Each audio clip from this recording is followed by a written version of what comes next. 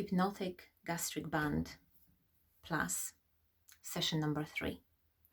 Here, you are ready for the surgery.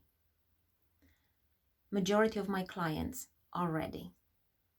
But if for some reason you need additional session about your mindset, we can add that one as well. So, if you think that you are ready for your surgery, we are going to first talk about this, how it's going to look like, what you can expect. Imagine yourself being in the clinic. See yourself during the surgery. And then we are going to do it when you are under hypnosis. And it's a very gentle, soft hypnosis. So anytime during this process, you can open your eyes and you can even talk to me, and you are still aware that this is not real. But for some reason, people say for some reason, but I know for which reason. The reason is your subconscious mind is recording everything. So subconsciously, the surgery is going to be done. And you are going to feel certain effects of that surgery. And then you will come to recovery. And then I'm going to take you into the future to show you how you are healing. So all of the processes are going to happen as you would normally have surgery.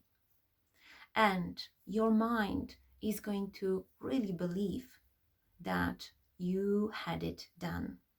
And working with the mindset from session number 1 and session number 2, the session number 3 is just tying everything together. And this is only the way that I believe this is going to work, to give you that strength in your mindset and the belief in your body that there was so much that was done already, that there is no way you are going back to the old self before. So I had people who've been binge eating, addicted to sugar, addicted to cookies, crisps, cheese, and they changed their mindset. And they don't need them. It's not that they don't eat them.